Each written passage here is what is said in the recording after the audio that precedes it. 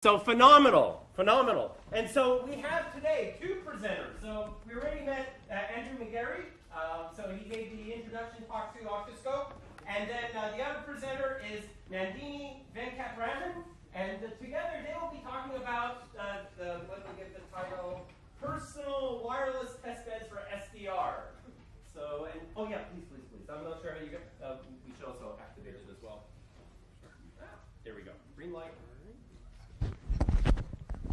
See if I can get this right.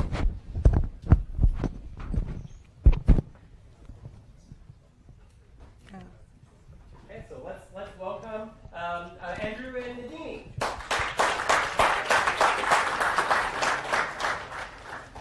First of all, can everyone hear me? Yep. Am I loud enough? Okay. All right. Andrew spoke earlier about the personal wireless test beds that octoScope manufactures. I'm not sure if everybody was here, but for your benefit, we sell these. What is a personal wireless test bed, right? So it's basically, like Alex said, it's like a small refrigerator. In this case, it's 26 inches, one of our standard test beds. You can put any wireless device inside the test bed, and you can test it for all the exponential wireless tests that you need to do before you deploy a device today. So it comes fully cabled, ready to go out of the box, and it's got a great automation software suite that you can run very easily to reduce test time from weeks to hours, for example. So this is our stack benchtop. It's got a couple of our modules. I'll introduce some of these during the demo. And the block diagram for this stack basically looks like this. It's got some PALs on the top of the test bed, which are here. So PALs are partner devices. They can be access points to your stations. They can be stations to your access points. So I'm going to be showing you how we operate all these PALs to do our tests. But so this is what the inside of the octoBox looks like. I have an AP inside, and there are 4 antennas. So this is a symbol for 4 antennas we use. 4 antennas inside the box, and we're going to do some over-the-air testing. And we're going to see rate adaptation behavior in wireless environments. We're going to see beamforming. We're going to see MU-MIMO gains, et cetera, et cetera. So I'm going to start with MU-MIMO and beamforming. What is MU-MIMO? What is beamforming? A lot of people talked about it today. So the way we do it in the octoBox is we have a router that can beamform to 2 different devices which have an angular spread for antennas. And both these devices, in this case, are going to be the PAL, because the PAL can be 2 different stations in case you're testing an access point. And in case you're testing a client, the PAL can be an access point that supports MU-MIMO, for example.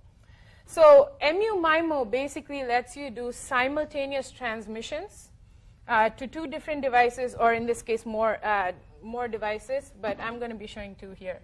So in this case, 2 different devices. It lets the access point form distinct beams to these 2 different devices and transmit simultaneously to both these devices without losing any throughput, right? So for example, I was talking to one of the students here. We're in college, right? So I'm just going to take a college example. Let's say you have a roommate. Both of you are streaming Netflix, right?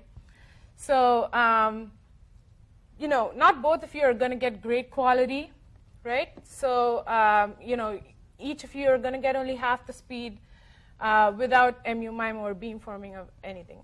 So it's an expensive solution, but you go outside and you purchase a router that can do beamforming, and you sit wide enough apart that you have laptops that can do beamforming and MU-MIMO, and then you talk to your devices. You see that the access point beamforms to both your devices and talks to both of them simultaneously, and both of you can stream video without having any fights or without having anyone to move out of your apartment. So So that's the first demo I'm going to show. we're going to have two PAL5 stations connecting to the access point.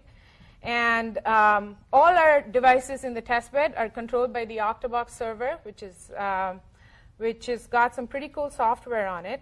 And I'm going to remote into our system. So this is our system in Littleton. And this is the octoBox software suite, right? So the block diagram for the test is here. I'm going to send traffic to two of the different clients, which are PALs. And both of them are easily configured. So it can be a station. It can be an access point. I know it's pretty small to see here, but they can also be multiple stations all the way up till 32. They support up till 160 megahertz, 80 plus 80 megahertz. And they're 4x4 devices. And they're real devices with Qualcomm chipsets in them. So yeah, so right now, both these devices have MU-MIMO turned on. So we're going to see what the throughput looks like to both of them. I'm just going to run throughput for 30 seconds.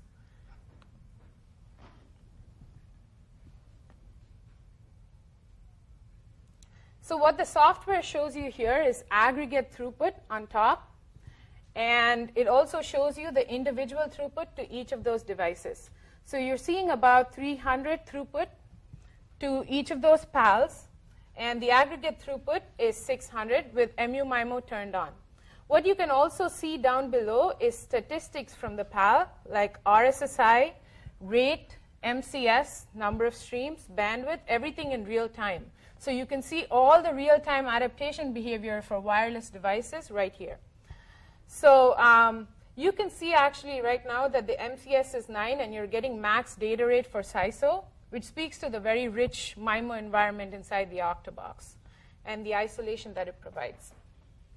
So now I'm going to go and turn off beamforming on at least one of these devices. And we'll see how throughput looks like.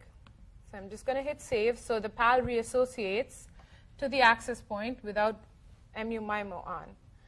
And once that happens, once it reassociates, I get the green tick mark when it reassociates. We will run throughput again to both of these PALs, and then we'll see what throughput looks like. So without MU-MIMO and without beamforming, the access point can only talk to one device at a time, right? So then you see what happens to the throughput. OK, so there it is. It's associated. And now I'm going to start throughput again. So the software lets you overlay throughput, and now you can see that the aggregate throughput is half of what it was earlier. So MU-MIMO is a very cool technology if it works great. And you can test it in the octoBox. The octoBox is a great environment to test it in. So now you can see that the individual throughput has dropped to almost 150 for each device, and the aggregate throughput is half of what it was earlier.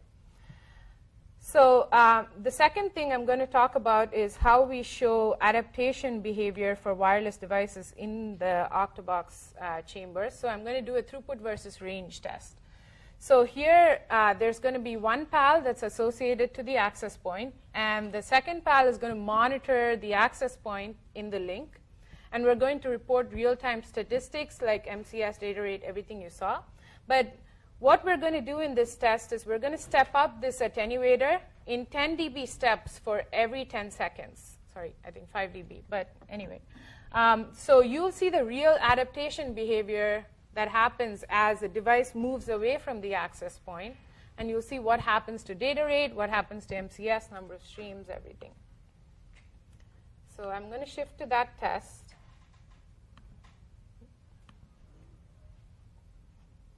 And I'm going to associate my PAL with four MIMO streams now. So we get to see what the max throughput looks like inside the octoBox. Now each PAL, like Andrew mentioned earlier, can do monitoring and sniffing as well. So I'm going to turn on monitoring here. It's going to monitor an 80 megahertz channel on channel 36. And I've entered the MAC address of the access point here, so it's going to pick up statistics from that particular MAC address and display it on the screen.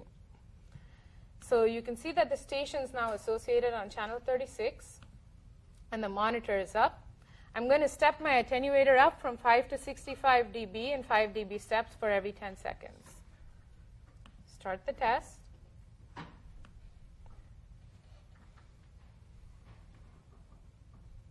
So that's what your throughput looks like. You're just limited by the Ethernet here, but you can see that it's hitting the 950s for throughput. And you can see the real-time adaptation behavior happening right here. We report RSSI per chain of the antennas inside the box. You can see TX RX rates that the PAL is receiving. You can see TX RX MCS. You can see TX RX number of streams and all this adaptation behavior that's going on in the wireless environment. So every 10 seconds, I'm stepping up the attenuator by 5 dB. So you can see the signal strength dropping as well. You can see all 4 chains are dropping along with it. You can see beacon RSSI and everything else that goes along with it. And we also plot real-time throughput up here. So you'll start to see throughput decrease and the clients start to lose connection from the access point. And when that happens, you will see the throughput completely drop out. Our attenuators support up till 90 dB, so you can do the complete disconnection of the client from the access point, and it's very great for roaming scenarios to see how fast the client can roam from one access point to another. So at the end of the test, we also plot something called the throughput versus range test, range graph that shows you throughput versus attenuation, average throughput for every attenuation step, and it will show you a nice curve once the test is done. You can see throughput start to drop now because the client's moving too far away from the access point. So it's a great test that the octoBox can do today. The next test I'm going to show you is using one of our modules, which is the Eigen and interference generator. It can introduce interference like adjacent channel, co-channel interference, radar interference, Bluetooth, baby monitor, and a bunch of other cool stuff. So I'm going to go to that test.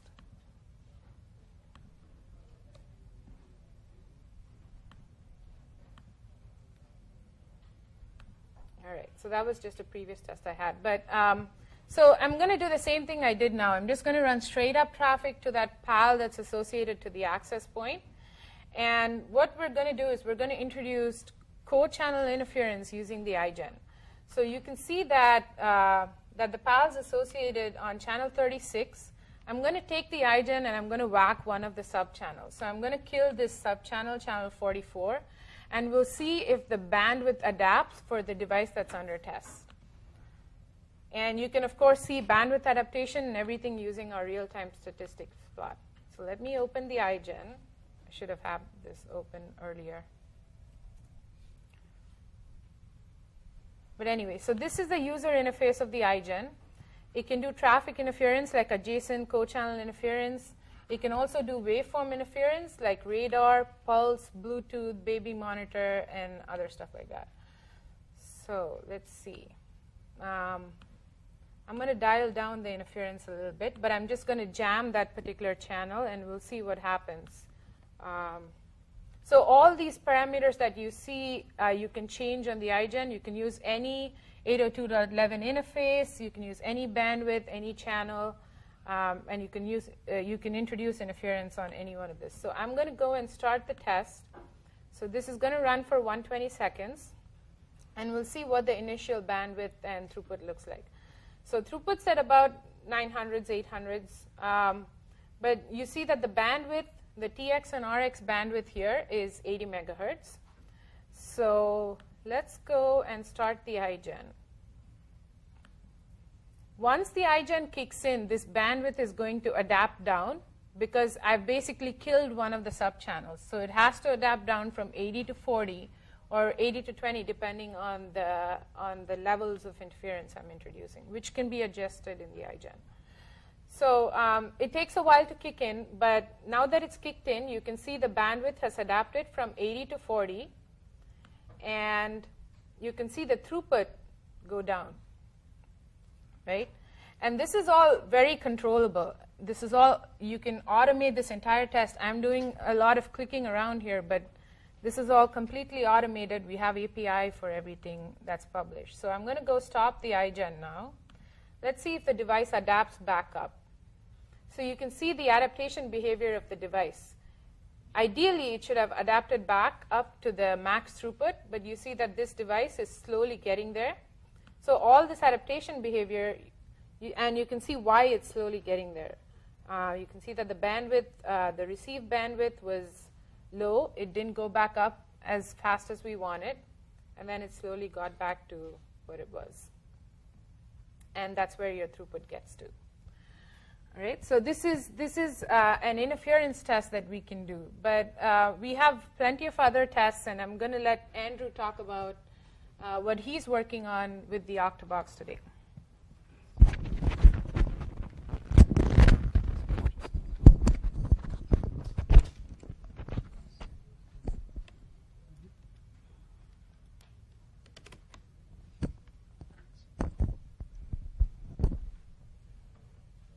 Just need one moment to pull up a video.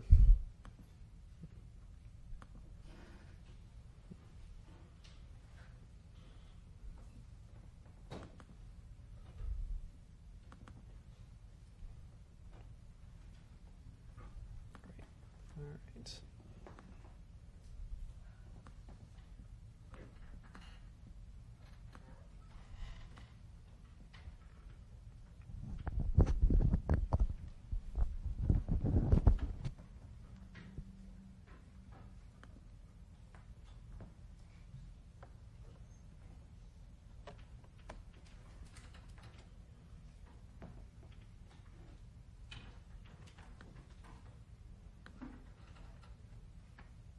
All right. Great. Here we go.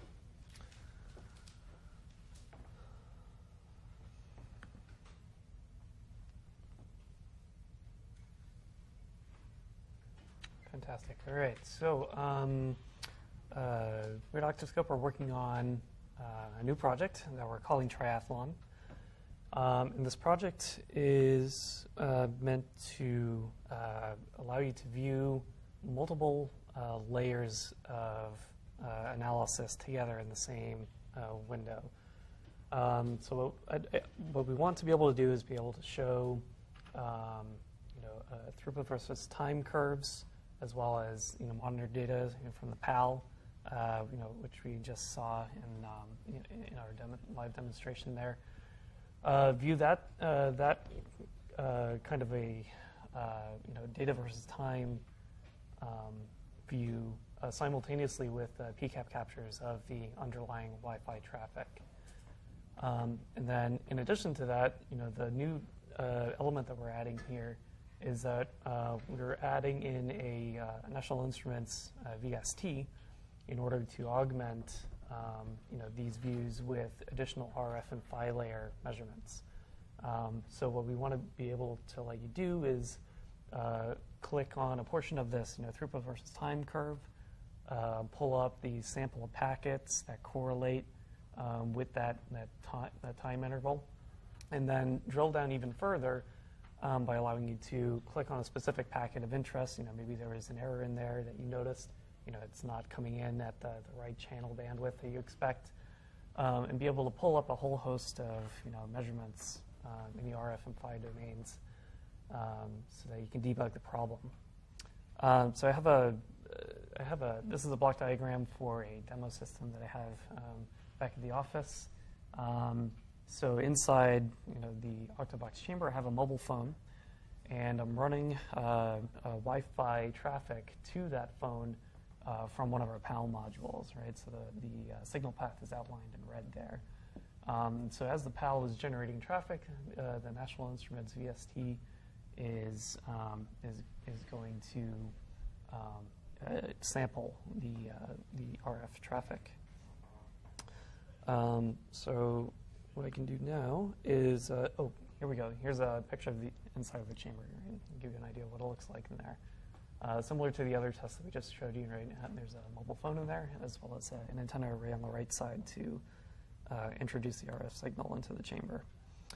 So I'm going to swap now to that video of us performing this live, and I can walk you through it as we're going through it. So what I have here is a octoScope software suite session where I've set up, and there's a little tick box next to one of those traffic sessions that is the traffic session to the phone. So here I'm starting traffic, Wi-Fi traffic to the phone, and once that's initialized, what we're going to do is we're going to swap over to the Labview virtual instruments that I've created that actually run the sampling process, as well as the demod and decode steps and a conversion to PCAP. So here on the left-hand side of the screen, right, is a VI that represents the capture process. And on the right-hand side is the portion that represents the analysis portion process. So I run the capture process. It's going to run and capture about 5 milliseconds worth of that WLAN traffic. And out of the other end, after it's done sampling and demodding and decoding and then converting to PCAP, right, we open the PCAP file up in Wireshark. So we've modified Wireshark a little bit in this example to allow us to kick off a Python script when we double-click on a packet. And that process of double-clicking on the packet, transmits information to a server process running in Labview, which then goes and fetches the underlying IQ data, for the particular packet that gets clicked on. So I just double-clicked on the packet, and you can see we have a couple of sample RF measurements available. So power versus time curve, power spectrum, EVM per symbol, and the EVM constellation for that particular packet. So it runs. So I run through. I click on a couple different packets in this video, right? Showing how it updates, every time you click on it. But the one of the important parts that I want to emphasize here is that because we're ultimately using the National Instruments WLAN toolkit underneath the hood, there are a lot of measurements that we can pull up and incorporate into the user interface for this tool. This is a very early demo version. All right, we plan to include most of those measurements in the final product. But this just gives you an example of how this all looks when we put it all together. So there's some additional information here if you're interested in the software configuration, like how we're going to pull all of this together. In this example that I just showed you, right, we did all of the processing on the National Instruments, PXI chassis, right, with the VST plugged into it. In the future, what we're going to do is we're going to use our PAL device to generate those PCAP captures, right, and have the PAL capturing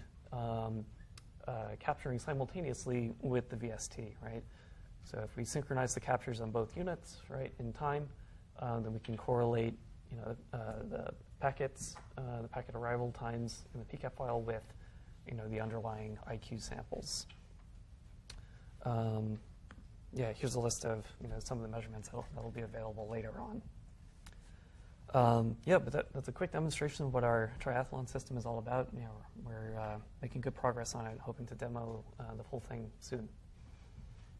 So thank you very much. That's what we have for you today. Hope you enjoyed, and if you want to learn more, again, we're not too far away. We're just over in Littleton. Feel free to come by and see how this all works in person. Thank you.